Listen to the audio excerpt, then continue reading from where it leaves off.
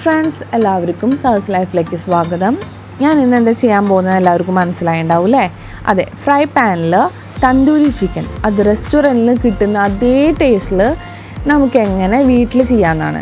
അത് വീട്ടിലുള്ള ഇൻഗ്രീഡിയൻസ് ഒക്കെ വെച്ചിട്ട് തന്നെയാണ് ചെയ്യുന്നത്. യാതൊരു ഇൻസ്റ്റൻറ്റ് പൗഡേഴ്സ് നമ്മളിതിൽ ചേർക്കുന്നില്ല.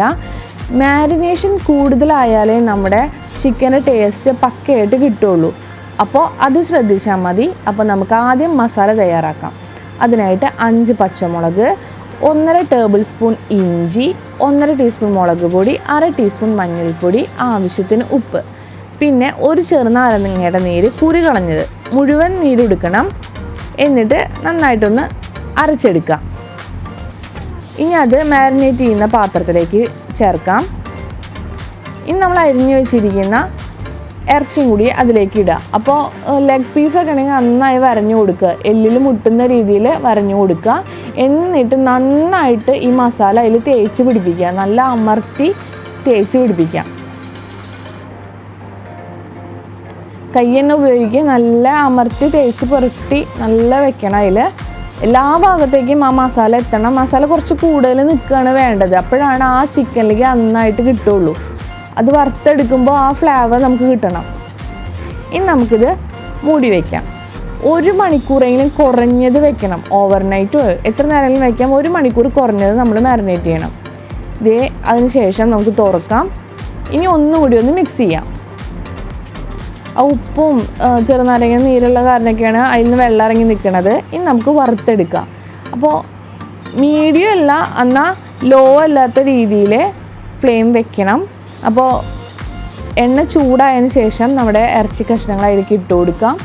എന്നിട്ട് എല്ലാ വശവും നല്ല മൊരിഞ്ഞ് കിട്ടണം. ഒരു സ്ലൈറ്റായിട്ട് ഇങ്ങനെ കുറച്ച് കളറ് മാറി വരണം. എല്ലാ ഭാഗവും ഒരേപോലെ വറുത്തെടുക്കണം നമ്മൾ. അപ്പോൾ മൂടി തന്നെ വെക്കണം. ഉള്ളൊക്കെ നന്നായി വേവണം, പിന്നെ നല്ല ക്രിസ്പി ആയിരിക്കണം. കളറൊക്കെ ഒന്ന് നന്നായി ഒന്ന് ഈ സ്മോക്കി ലെവലിൽ കിട്ടണം. നമുക്ക് നമ്മൾ എന്താ പറയുക, തന്തൂരിയിലൊക്കെ വെച്ച് ചെയ്യുന്ന പോലെ കിട്ടണം. ഇപ്പോൾ എല്ലാ ഭാഗവും ഒരേപോലെ വറുത്തെടുത്തിട്ടുണ്ട്. ഇനി നമുക്ക് എണ്ണയിൽ നിന്ന് മാറ്റാം. ഇനി അടുത്ത സെറ്റും കൂടി നമുക്ക് ഇതുപോലെ വറുക്കാനിടാം.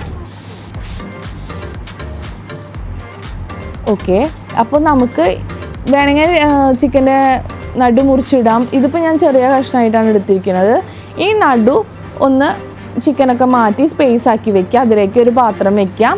എന്നിട്ട് അതിൽ ചാർക്കോൾ ഇടാനാണ്. ഞാനിത് അടുപ്പിൽ നിന്ന് നേരെ എടുത്ത കരിയാണ്. ഇനി അതിലേക്ക് ഓയിൽ ഒഴിക്കുക, അല്ലെങ്കിൽ നെയ്യ് ഒഴിക്കുക. അപ്പം തന്നെ മൂടി വയ്ക്കുക. ആ സ്മോക്ക് പുറത്ത് പോകരുത്. ഇനി ആ സ്മോക്ക് ഒരു 10-15 മിനിറ്റിൻ്റെ ഉള്ളിൽ അവിടെ ഇരിക്കണം. ആ സ്മോക്ക് എല്ലാ ഇറച്ചിയിലേക്കും കടന്നു കഴിഞ്ഞ് നമ്മുടെ ഇറച്ചി പക്കയാണ്, മസാലയൊക്കെ പക്കയാവണം. അപ്പോൾ അടിപൊളി തന്തൂരി ചിക്കൻ നമ്മുടെ ഫ്രൈ പാനിൽ റെഡി ആയിട്ടുണ്ട്. അത് റെസ്റ്റോറൻറ്റ് ടേസ്റ്റിൽ. അപ്പോൾ എല്ലാവരും ട്രൈ ചെയ്ത് നോക്കണം. നിങ്ങൾ അഭിപ്രായം പറയണം, ഇഷ്ടപ്പെട്ട് ലൈക്ക് ചെയ്യണം, ഫ്രണ്ട്സിന് എല്ലാവർക്കും ഷെയർ ചെയ്യണം. പിന്നെ നമ്മുടെ ചാനൽ സബ്സ്ക്രൈബ് ചെയ്യാത്തവരാരെങ്കിലും ഉണ്ടെങ്കിൽ സബ്സ്ക്രൈബ് ചെയ്യണം, ബെല്ലൈക്കൺ എനേബിൾ ചെയ്യണം. അപ്പോഴേ നമ്മുടെ അടുത്തുള്ള വീഡിയോസ് നിങ്ങൾക്ക് നോട്ടിഫിക്കേഷനായിട്ട് കിട്ടുള്ളൂ. അപ്പോൾ താങ്ക് യു.